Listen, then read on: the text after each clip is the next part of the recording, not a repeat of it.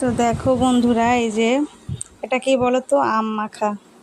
হ্যাঁ, তোমরা ঠিকই ধরেছো, এটা আম মাখা। এই যে এই দিদিভাই নিয়ে এসছে।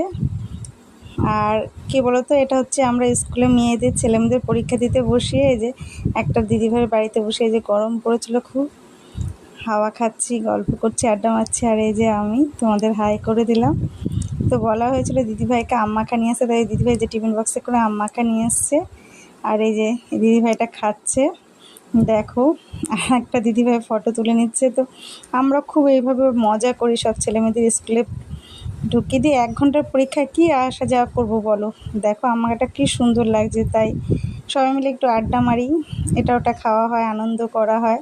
তো ওর যাকে বলছে যে আম মাখাটা নিয়ে, আর এই যে দিদিভাইটা এনেছে। আর তো তাই ওর যা আবার 1 পিস তুলে নিল, ওর যায়ের ছিল একই স্কুলে পড়ে। এই যে ওর যা খেয়ে নিল, খেয়ে চলে গেল।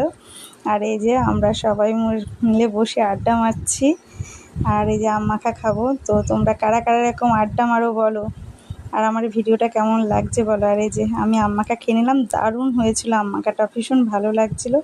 আমগুলো একটু পেকে পেকে গেছিলো, তাই হলুদ হলুদ লাগছিলো, ভীষণ সুন্দর হয়েছিল। তো ভিডিওটা কেমন লাগলো লাইক কমেন্ট করে জানিও।